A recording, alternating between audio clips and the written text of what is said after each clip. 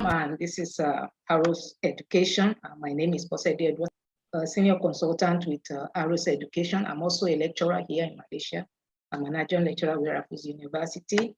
So I'm trying to look at these few highlights for my presentation about studying in Canada, the application process, the issue of funding, which I believe is one of the most important things anytime I speak with African students. Visa processing, I'll try to address that just a little and leave the rest of that for the immigration consultant. Then services and contact as far as Arrows Education is concerned, what we can offer you. And if time permits, I'm going to briefly do a recap of 9 out of the universities that we hosted last year, because we have information sessions like this throughout the year. And last year we hosted several universities from about 5 different countries. So I have selected 9 Canadian universities out of the ones that we hosted. And if time permits, I'm going to share specifically about them. I've prepared a single slide for each university so that if you want information about any one of them, you can easily just take that and work with it. Okay, so moving on. So about studying in Canada, start with why Canada?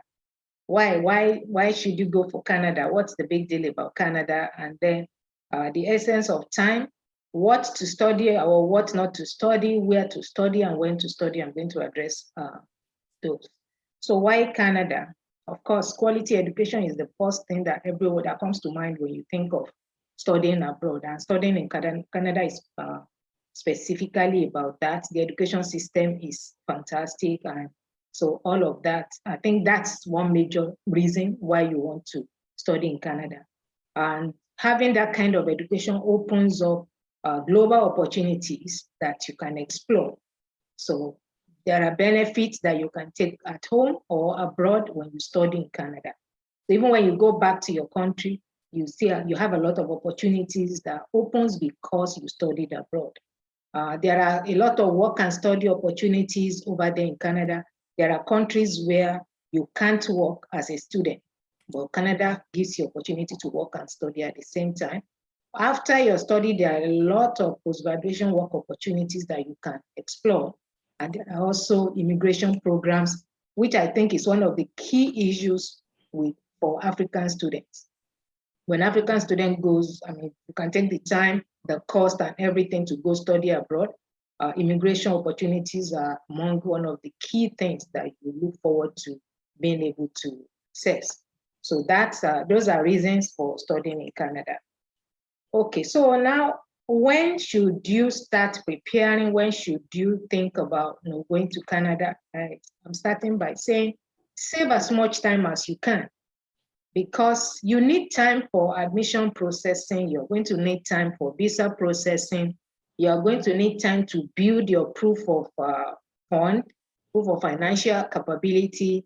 So I'll say minimum of 7 to 12 months between your application and your targeted resumption day is a good time to plan with. It's not that you can't do it in less time. You may be able to achieve that in less than that.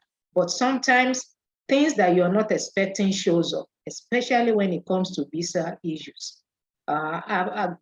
Putting in your application, getting your admission, your offer letter may not take too much time, but there are other things that could take more time. So it's always better to be on the safer side, put enough time ready before you plan on. Okay, now it's December. So if you are going to be looking at resumption for next September, for example, this is a good time for you to start. That's the idea. Okay, so what should you study? The best advice there is to say choose wisely. It's very, very important that you make a wise choice, because if you make a mistake from the point of what to study, then you may have to live with that mistake for a long time. So what's your end goal? That should guide what you should study. What do you plan to do after studying? Are you planning to stay back? Are you planning to go back home? Those are issues that you need to consider. Then what kind of in-study opportunities or post-study opportunities are you planning for or do you want? Those are all factors that should help you decide on what to study.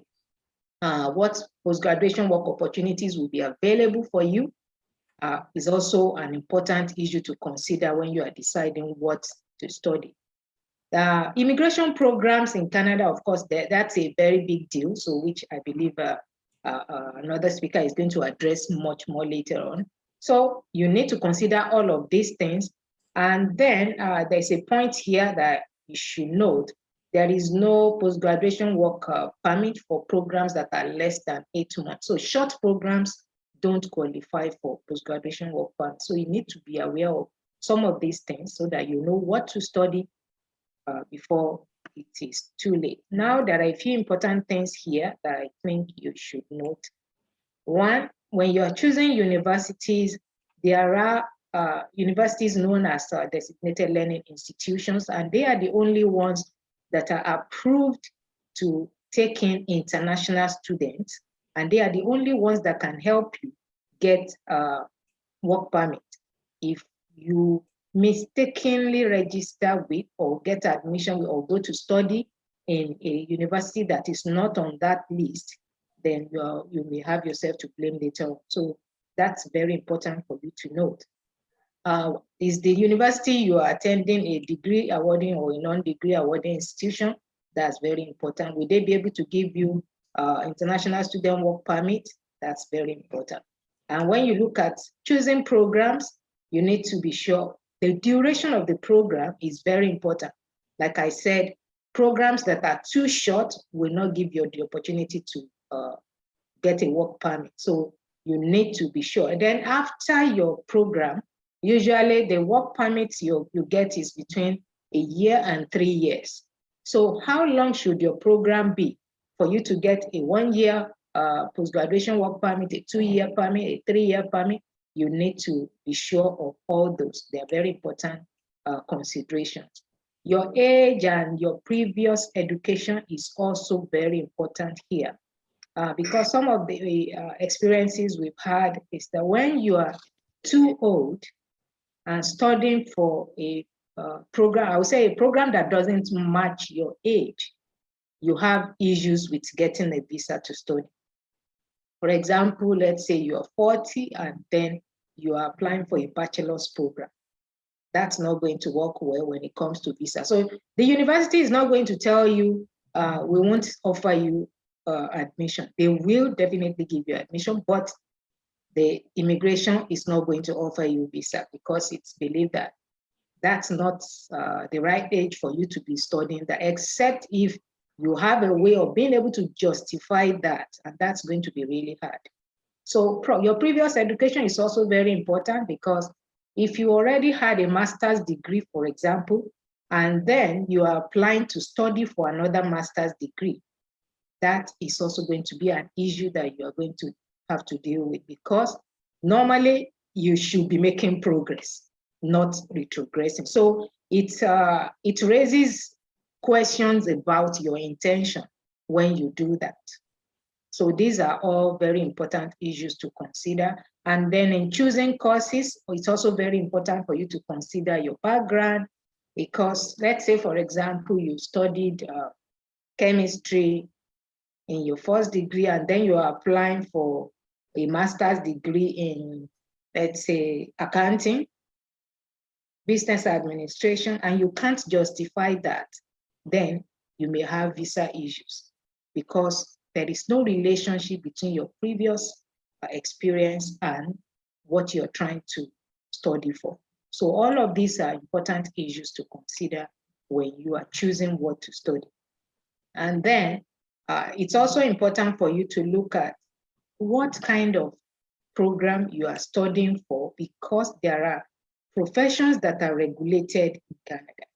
So if you mistakenly study for a regulated profession and you are not able to get the licensure that you're going to need to be able to work, then you might have getting yourself into very big trouble. So these are all key issues that you need to pay attention to when you are making your application or before you even make your application. Some other issues that I think is germane for this period that we are living in is the pandemic issues, the travel restrictions, and all of those. At the moment, yes, I know that we are all aware of the Omicron variant going around, and then travel bans on some countries. Yes, we started with this, I think, last year when the whole thing started. Almost every nation closed their borders. But one thing, I think I mentioned that to PBB when we were actually discussing this. One thing that the nations can't play with, almost every nation can't play with, is income from international students. So as much as possible, even when they closed borders last year, with all the restrictions, at some point, they were still allowing students to come in. They will tell you with special protocols and SOPs and all that, but they still allowed students to come in. So somehow they will always find a way because they are interested in your money too. So that's a key thing. So for now, yes, there are restrictions, but that's not going to, it shouldn't disturb you, it shouldn't stop you from making your application. Make your applications, and when, even if there are restrictions now, restrictions are not going to be permanent. They will be lifted. Now already, I think many nations, you can move around now, you can travel, you can do so many things. So let's see where this goes, but don't let this stop you from making your applications, because it's not like you make your application today and you're on your way to Canada next week. It's still going to take some time, so don't let it disturb you. And then I've mentioned about getting licensure before and regulated occupations, and then some occupations that require work experience. These are all very important issues to give consideration to. Essential workers are highly in demand right now. So I would say, if not for any other thing, that is one area that you may not need too much advice if it's in your something that you will love. So go for it if it's in your path. I'll say that. Right now, almost every nation is asking for essential workers. So Canada is also opening doors for them. There are many opportunities for them now. They can easily get transform their TR to PR. So you may want to explore that. This is a good time to explore that. Okay, so then which option is the best? I've been asked this question over and over by our students many times in our webinar sessions. Should I go to college or should I go to university? I will say it depends on many factors. One, going to college is a bit cheaper in many cases. So depending on your financial strength, you may want to consider the college rather than the university. That is one. Two, a college will take you like 2 years, while a university program will take you about 4 years. So if you want, if your focus is immigration and you want it fast, I would say go for a diploma program. That may be the best for you. Apart from that, one more issue is that colleges actually give you opportunities to get skills that are easily marketable in Canada. So that may be a good opportunity for you to just quickly settle in, get a degree or get a certificate that can allow you to work, and then you can study part-time, maybe for your university program later on. But if you have funding, I would say by all means, of course, go for university, because there are also differences in what you get when you have a university degree compared with when you have a diploma or certificate with you to seek for jobs. For courses, I say educate yourself, focus on national or regional or local needs, because in Canada, I want to believe that when our immigration consultant is speaking, is going to address the issue of NOC. So occupations in demand in Canada are very important for you to review before you make a decision. So I'm going to say this because it's a very common thing for African students, from my experience, that you have this dream You have this dream of, I want to study to become an engineer. I want to study to become this. I want to be a lawyer. I want to be that. Usually that may not work too well for you if you go with that kind of mentality to Canada. Because if you can't sell what you have, then nobody withdraws money from the bank with a certificate. You don't pay bills with a certificate. So you need something that is workable. So I would say, educate yourself on what the needs are locally or regionally or nationally before you go for any particular course. And then should you go for a taught program or a research program? It depends on you. It depends on what your goal is. Do you want to be in the academics? Yes, a research program will be the best for you. If you are not targeting academics, you may want to go for a taught program. Another thing is that research programs can give you a lot of opportunities when it comes to funding, but then you need to be sure that you are capable of settling for a research program. If your qualifications are low, there are also ways of addressing that. You may need to go for a postgraduate diploma or a postgraduate certificate, but that should not discourage you from making efforts. That's why I added that there. And for intending research scholars, I'm going to say something about that later on, or you are a first class candidate or for outstanding school leavers. I'll see that in the next slide. Okay, so where should you study? Like I've mentioned, your end goal is still the important thing. What do you want? What do you want to do in Canada? What are your qualifications? What are you applying for? And what do you have at hand already? What's your intended program or course that you want to study? And then what personal financial resources are available to you? It's expensive to study in Canada, so you need to be sure what you have, what you can afford before you decide on where to study. Sometimes some programs might be cheap in certain places, but then the cost of living may be so high that it will actually frustrate what you think you could save on tuition. So all of these are things that you need to look at closely before you make a decision. What study and work options are available to you, and what, if you, for example, you are studying at a particular province, are there jobs there that you'll be able to do? Because job opportunities are not equally available across provinces, so they vary.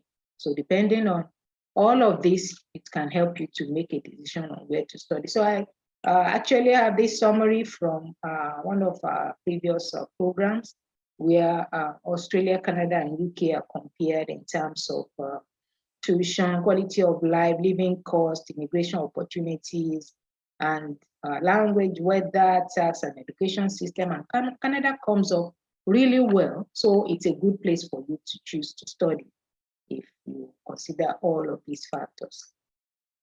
Okay, now the application process. What are the entry qualifications? Grade 12 or A levels is the most often required qualification for direct programs. But there are universities in Canada that actually accept your high school transcript. So you may not need even the standard examination result. They accept your high school transcript from your high school.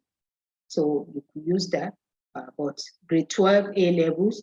But if you are going for a pre-university program or a foundation program, grade 10 or grade 11 will also be acceptable for that. For a master's or a PhD program, you need a CGPA at least 3.0. And for those who will need English test, 6.0 is the usual requirement.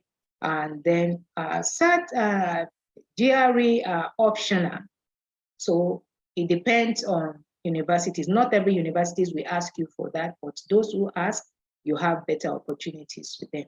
Your letter of intent or your statement of purpose are also part of the documentation that you're going to need when you are applying to study in Canada. So letter of intent is for you to say, oh, this is why I want to study this. This is my goal. This is the reason. This is my motivation. So all of that. And then it's very similar to the statement of purpose as well. If you are studying for a research program, you need an excellent research proposal. And if you are going for programs that requires skills, I mean, practical skills, you're going to need to showcase, be able to showcase your skills or talents with a portfolio. For example, those who are going for music programs, you're going to need a good portfolio as proof of your skill and talent and your previous experience. And then average cost, yes. Tuition is from 5,000 to, let's say, 25,000 with terms and conditions. So because I know that if you see 5,000 there, you may think, yes, actually that 5,000 is mostly research programs. They are mostly research-based programs, and that's a fantastic one if you can come up with a good research proposal and you are able to find a supervisor in your field. That would be a very good one for you. But most programs are around 15 to 18,000, and then some schools can go as much as 50,000. So, but this is like the range within which most people fall. Living expenses, the minimum expected of you is actually 10,000 Canadian dollars, but it can vary between 10 and 13,000. So what that will mean for you is the exact value will depend on so many factors. What course you are studying, what program you are studying for, is it a bachelor's program, master's, or PhD? Which institution you're studying at, what's the location of your institution, I mean, which province is it? So those are all factors that can make this to vary. And where this, okay, well, maybe when I get to the proof of fund thing, you also see where this comes together for you. Now for English test, if you are from an English-speaking country, I think most institutions in West Africa who use English as a medium of instruction, you are mostly exempted from English test.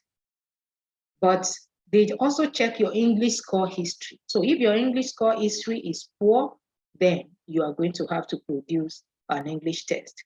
But so I'll say there are no general conditions and there are institutional requirements as well. So there are some institutions that will tell you wherever you come from, you need to provide English test. That's one. The second point is that even though there are institutions that don't require you to produce English test, your opportunities increase when you have English test. Because like the kind of system we work with, when we put your documents inside the system, if you have English score or English test result, let's say, for example, without English test, you have about 15 institutions that you are qualified to apply in. By the time you put English test score, you may have 50 of them, and many of them may be able to offer you very good scholarships. So as much as you can get offers without English test, it's in your best interest to have it. But if you can't afford it, well, maybe you can still explore your opportunities and see what you can get. If you are from a non-English speaking country, you're going to need to produce English test. Minimum 5.5 with conditional offer. But if you get 6 points, so when you get the conditional offer, what it means is that when you resume, you're going to have to take the institutional English course to meet up with the requirement. But if you have up to 6.5, then you can get a full offer. Previously, they were accepting Duolingo English test. I'm not sure if they are still accepting that now that things are open and you can go ahead to write English tests now. Okay, so then funding issues, yes, which is one of the big deals for us. I would say the best bet is self-funding if you can afford it. But of course, many people can't afford that. So, but there are a lot of full or partial scholarships and many grants.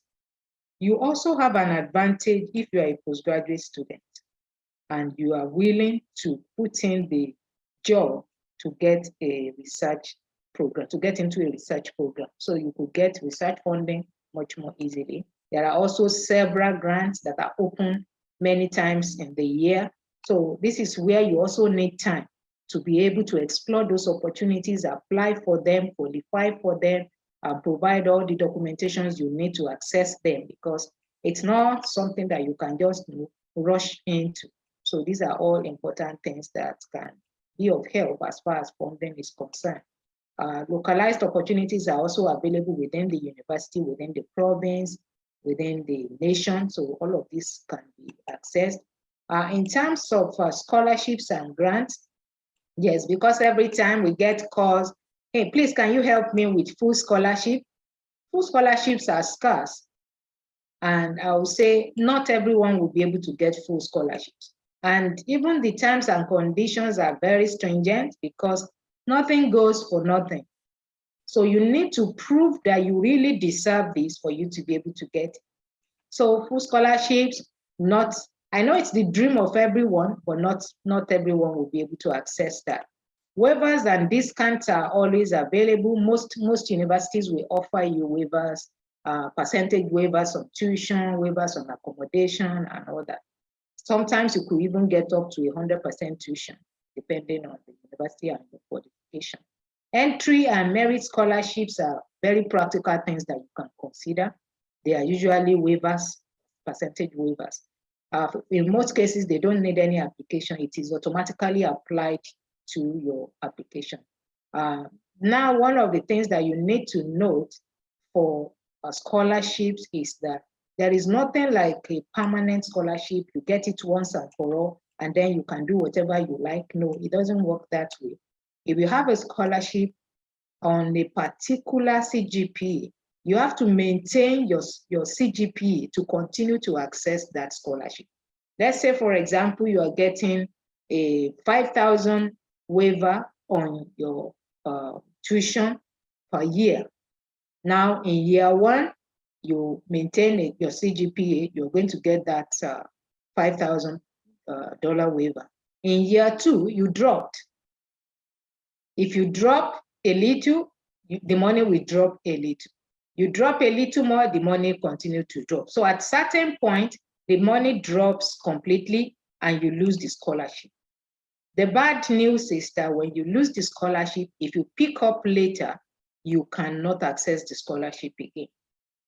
Drop off is final. So your best bet is, if you have a scholarship, then you have to be ready to work at it and make sure that you maintain your CGPA all through your study period. And you know, where this is challenging is, a lot of times when you have a scholarship, you already planned your finances around the scholarship. So when you lose the scholarship, it impacts your finances, and it could be very difficult. So that's a very important thing to note.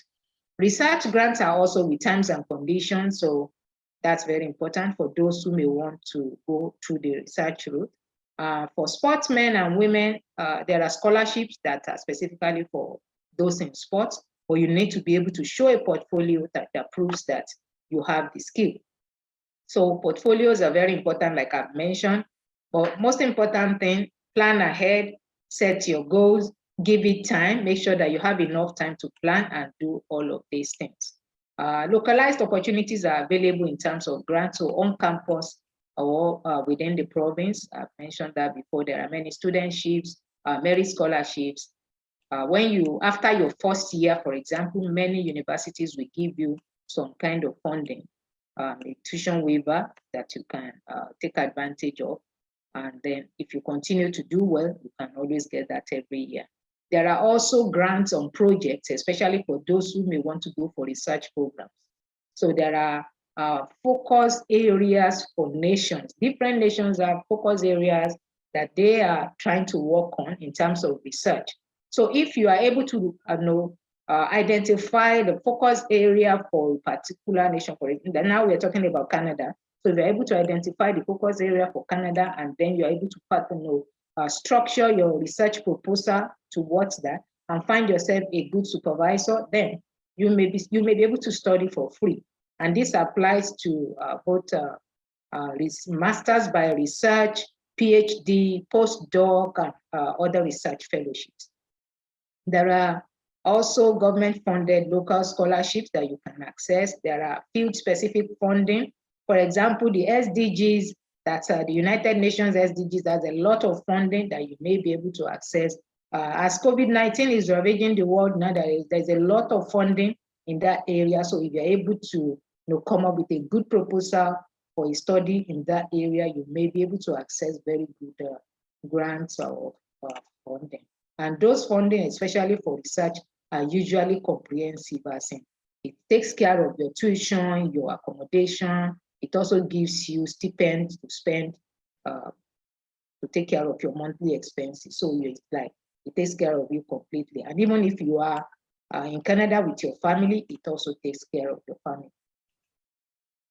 For non-research programs and for school leavers, I would say work at getting an outstanding CGPA of above 3.8 out of 4. So that's like saying work at first class. If you have first class, then you could have a lot of opportunities to access. You have to build an attractive and comprehensive CV. And you need to document your extracurricular activity, involvement in them, your demonstrated leadership, your special skills, your work experience. And then, because I get asked this a lot when young people when they find out that they need to develop a CV, they tell me, oh, I've never worked before. I don't know, how am I going to have a CV? What am I going to put inside the CV? And I think this is one area that I always advise African students. We don't have a culture of working while studying. It is usually considered like it's people whose parents can't afford to sponsor them who work and then study, in high school and all that. But I think by now we should be changing that mentality, because you are expected to have proven that you are a responsible person who can be trusted with this kind of thing. So, and you need to demonstrate that. So even if you can't find a job that pays you, volunteer. That's very important. Volunteer. And if you have a place that you can actually volunteer to work, even without pay, you know the reason why you are doing it. So go ahead and do that. You need to show that you have leadership capabilities in your CV. So show when you were in school, were you a prefect? Were you, what did you do? Did you belong in any club? I don't know the kind of clubs that are available in Cameroon, but in Nigeria, I know they have things like Boy Scout and so many other clubs like that, Rotary Club. These are all things that you can explore. So don't always stay at the back. Try to develop all these kind of things that you can show later on, because if you come with an empty CV, nobody will take you serious. If you have any special skills, then show it in your CV. Okay, you are a good instrumentalist, you are into event management or event planning, and you can show what you've done with that. You have led a group. Show all of those things in your CV. Work experience, I put a quote on it because usually you have to find a way of showing that. There are also exceptional student scholarships, and you can access all of that. There are opportunities that comes if you have taken the GRE, the SAT, GMAT, or you have A-levels. There are a lot of opportunities that you can access. Some universities will also ask you to do interviews. And then there are also options where after you have gotten your offer letter, there are many opportunities that opens up for you to apply for some scholarships. So don't wait until you find a scholarship. You can get the offer and then use the offer to look for scholarships that matches your area. That would be a very smart way of working. And I would say, very important, information and networking. Like this kind of programs, when you have the opportunity, go for them. You never know when you're going to encounter the one that works for you and helps you. For research scholars, PhD, postdoc, research fellowship, like I've mentioned, excellent research proposals. So these are all opportunities that you can access. When I said good CV, digital and non-digital, I mean get a good digital CV. Even if you can't afford the cost of a website, you can afford to build a nice LinkedIn profile. So build a LinkedIn profile, and not only for research scholars, everyone, you can build a nice LinkedIn profile that speaks for you. And then you need to research your professor. So I think this is about like the end of it. You need to research your professor. If you are going to ask someone to be your supervisor, you have to show that, one, you are familiar with the work that they are doing, and their work is related to your work, and you can demonstrate the knowledge of your own proposed work in relation to their own work. And you need to be able to reach out to these potential supervisors and get them to agree to supervise you. Because when they do, most of the time what it means is that they are going to fund your study, they are going to fund your research, and it's usually a comprehensive funding. So you do the legwork, and then you can access those opportunities. I show an example here of what a letter to the professor can look like for you. So this is just an idea of what you're supposed to be capturing in there, not that everything doesn't have to be like this, just an idea. Do a self-introduction, mention the purpose of your email or your statement of your research interest and your previous knowledge, show that proof of your research interest and the link to the professor's work. Like, I've been following your research on this and this, and I've been particularly fascinated by this, especially this in your paper on this. So I'm currently exploring this topic, and then you show the significance of that for you. I'm interested in this topic because it will enable me to do this and this, and then show what you've done previously in relation to that. Maybe you have published a paper, maybe you have presented a paper at a conference, then put in your request to be a great opportunity to work under your supervision. And then I know you're busy. I'm hoping you can find a space to take me on, blah, blah, blah, and know that we do it. Then I look forward to discussing my application further. Thank you, and then close. This will be good, then you can just attach your maybe concept note or statement of your interest.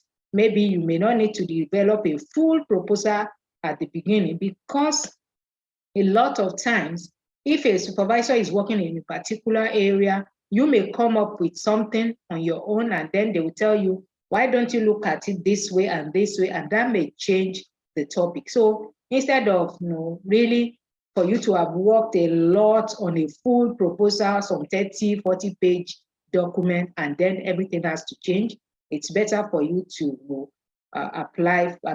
do something small, like a 5-page document, just to show what you intend to do and how you intend to do it. And then if they now ask you to go ahead, then you can go ahead and develop a full proposal. So do your homework, build your CV, confirm what's going on, Google national and international funding in your field or that is related to your work. Visa processing, yes. I want to believe that our speaker is going to address this one. I'm just going to mention, as this relates to you as a student, the high value data sharing protocol, it was signed by at the 5-country conference in 2009. What it means is it enables biometric data sharing between the member countries, which are UK, the US, Canada, Australia, and New Zealand. What does that mean for you? It means that if you have been denied visa previously, then these 5 countries are aware. So you have tried to apply for visa to UK and you were denied. You applied to the US, you were denied. Now you want to apply to Canada, and then you are writing your maybe statement of intent and all that, or you're filling visa form, and they ask you, have you been denied visa before? And you say no. You have only made yourself a liar, because they will know, because they have all your biometric data. So even if you have been denied visa multiple times, it does not mean you will not be able to get a visa again. Of course, it reduces your chances, but don't lie, because you can't afford it. If you lie, of course, it's already known. They have all the details, and it's not good for you. Okay. Challenges to watch out for in terms of education, age, like I've said, I mentioned at the beginning, is very important. If you are very old, don't start thinking of a bachelor's program, or if you are too old, not even a master's program because of visa issue.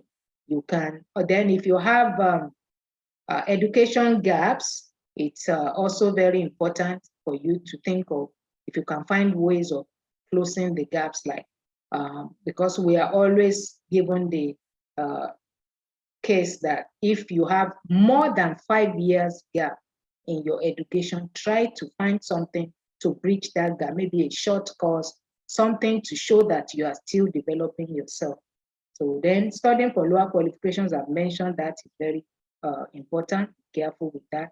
Unrelated further study, I've mentioned that. Sudden career switch is also something that you should watch out for. And then travel history sometimes is considered by your visa issue. So these are all I believe will be addressed later. So start processing early. Improve your visa rating based on all of these factors that I've mentioned. Try to see what you can do, what you cannot do. Then work on your CV, close your education gap, upgrade your qualifications, get marketable skills or useful certifications, choose a matching program. When I say opt for a senior program, what I mean is if you already have a master's program, you may want to opt for PhD program. If you already have a PhD program, for example, because I get asked that many times, you may want to consider a professional program. I have someone who is battling that person. He already had a PhD and then he applied for another PhD. Of course, people do get that opportunity, but sometimes they just won't want to listen to you. So you may not be lucky and you may be lucky. So if there is a way of avoiding that, maybe you may want to think of something like maybe business administration. If you are much older, you can justify that, or another kind of program that could enhance your work. So let's say you're working presently and then you're trying to look for a program that can help you to improve yourself in your place of work. So that could be something that you want to explore rather than thinking of course, it's not like 100% of the time you are denied, but the rate of denial is very high. And then, okay, finally, services and contacts for us. This is how to reach us. And this is what we offer at that Arrows Education, free credential assessment for everyone who wants to support it. And then academic or career counseling, we do that for every one of our students. We give you full support and guidance from your application until you land in your location of study. We provide research support for our students who are interested in research programs, and we also help with portfolio building support. Our office is located in Medini, Iskandar in Malaysia. We have a registered office in Nigeria as well, and this is our website, email address, and the WhatsApp number is also there, so you can always be in touch. So maybe later on, if opportunity still opens up, I may run through the 9 universities that we have here. So thank you very much. That's really difficult to answer because the cost of the tuition cost varies based on different programs. So it's difficult to say this is the best province to study at. But like I said at the beginning, it depends on what your goals are. Some provinces may be cheap in terms of tuition, but when it comes to living expenses, that's very high. So except if you are having someone picking your bills for that, you may want to maybe consider which place is cheaper. I think what can help with that question also would be, maybe I can just show a few slides that I have here on some of the universities that I mentioned earlier. It's a single slide on them, so you may just take a look at them. Like, for example, University of Manitoba, we had them on sometimes last year, and Manitoba is considered the most affordable city, for example, in the whole of US and West Canada. So let me try to share my screen and show you that. So maybe that could be useful for those. Okay. So that's University of Manitoba, and these are all information on Manitoba, University of Manitoba. It's considered the most affordable city, has about 130 festive days. You have opportunity of provincial nomination program, there is job, the economy is stable, there's a growing tech industry, the weather is okay. And then the university has about 100 plus programs. They also have a homestay program for students that makes your accommodation cheaper. They all have what they call the University One program, which gives you the flexibility of not making a permanent decision about your program in your first year. So what the program does is you go there, then you study for 1 year, explore different opportunities. Then in the second year, you can decide on what program you want to study. So you have the opportunity of using that first year to do that, and it still counts as part of your study period. So these are all of what you got. Tuition, as you can see here, it's around 19,000 to 26,800, and they have entrance scholarship, not very fantastic. This is Windsor. If you look at the tuition down there, let me see, the tuition is there. Okay, the entrance scholarship is also very poor. Tuition is a bit high in Windsor. It's a bit high in Windsor. And then, so you can see some of those. And this is Centennial College. And this is the tuition there, around 14,000 to 40, depending on the course you are studying. That's why I said it's difficult to say this is the best place. So it depends on what you're studying for. And then this is Mohawk College.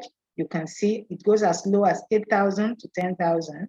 And so you have, in your postgraduation work permit is also quite long, and you have access to several immigration programs. And then this is the University of Prince Edward Island. The scholarship tuition is around 15,000. You have entry scholarship as well. So these are all things that. So all of these there are many of these factors that determines what is good and what is best for individuals. So it depends on what you are studying and what you're going for, what program you're going for. So it's difficult to say, yes, this is the best program or this is the best place to study. So some programs may be cheap in certain universities and expensive in some other universities. So many factors to consider. Yes, most of them usually allow you to pay. Sometimes they allow you to pay a certain percentage. Sometimes they will say you pay for maybe 1 semester. And then when you get over there, you can pay your tuition per semester. Some of them, for example, I remember that we had, what's the name of the university now? They just asked for, I think about 2,000, just commitment. Okay. They just ask the students to pay the commitment fee, and then when you get to Canada, you can pay the rest. But you have to show proof of funds. So you have to show that you have this money saved up. Oh. And when you are showing your proof of fund, it has to show at least you can afford your living expenses for 1 year, your tuition for 1 year, and your bank statement must show at least 4 months of this funding lying there in your account. So it's not something that you can just get the money suddenly put in your account and then go for visa interview. No, you're not going to get it. So it's something that it has to be authentic. It has to show that you actually have the money there and it's been there. It's not a sudden thing that you took from someone and just dropped there. So even if they are not asking you to pay, that's what I'm saying, the money still has to be there. Okay, there are programs that you, let's say, for example, you want to study nursing. So when you go in, you may have to do 1 year first of health sciences. So sometimes some university will take you in like that. You're going to study general studies for health sciences, and with every other person that is studying something related to that field. So you will all be in the same, it's just similar to the prelim programs that African universities used to offer. So everyone studied that together. Then after your first year, you can all break into the different programs that you want to study. So, and then in some cases, there is no guarantee that you're going to get into the program that you want if you don't do well. So that's first year, you have to justify your place in the main program. So let's say you apply for nursing program, you are offered a place for nursing, but your first year, you're going to do a general health science program. Then after your first year, you didn't do well. You may not be able to get into nursing. You may be asked to take another option. But there are programs that if your results are okay, then you can go directly into your first year without having to do that general programs first. Depending on how the student chooses to work, what we do is if the student wants to work with us, then we work with them together to develop their research proposal, to develop their letter to the professor. Then we reach out to several professors in their field. Somehow we'll get someone who we agree with them to say, okay, I'm going to take you on. We also do have cases where certain professors put out advertisement for students. There are many of them, especially now. We have a lot of them who are asking, okay, I have grants in this field, in this area. If you are a research scholar, if you are a master's student interested in doing a PhD program in this area, I'm willing to take you on. This is my field. This is what I'm interested in. And you can reach out to those people. So we reach out to them and we present the student, okay. So we work together with the student because it's going to be hard if we just work behind the scene and the student is not carried along. Because sometimes they may want, of course, they are going to want to talk with the student. So the student need to be able to answer the questions, need to be able to defend the research proposal. So these are all things that we work with the students to develop and be able to go through successfully. A master's by research program or a PhD program or a postdoc program. So on your profile and why you want to study IT at that age, at that time of your life. So like I said, it's challenging, but that does not mean it's a total impossibility. It's not a total impossibility, but the chances are lower than, let's say, an 18-year-old person saying, I want to study IT. So you can't compare. That opportunity is always there because they are still young and it's something that is expected of them. But if at 40, you want to study IT and you are able to justify why you should be studying IT at 40, then you may be able to pull it through. It's just that it's going to be challenging and you're going to have to be able to answer a lot of questions, be able to put up a very, very strong defense. So that's, I think that's something that I would say, yes, it's not a total no, but it's going to be challenging. But if you can defend it, definitely you can try. The answer is about the same as for doing IT at 40. If you already have a master's, usually a progression is expected. So if you are not progressing and you are doing another master's, then what is your reason for doing another master's? Can you justify it? If you can, why not? But if you can't justify it, then you're going to have visa issues.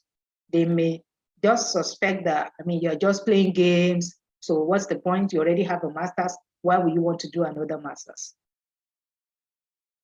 2017 is just about 4 years back. So you're still within the time you can apply for whatever you want to apply for. A professional program, I don't know what professional program you're referring to, but what is important is when you finish this professional program, what's your plan? I think that's going to determine a lot of things about what you should be studying. Are you planning to stay in Canada and work? Are you planning to go back to Cameroon to work? So that's those are factors that you need to consider to know, okay, what options do you have in studying a professional program? And the length of the program, like I've mentioned, is also very important if you are looking at post-graduation work permit and all that, or immigration opportunities. So all of those are things to consider before you make a decision. But studying biochemistry from 2017, yes, you have opportunity to go to study in Canada now.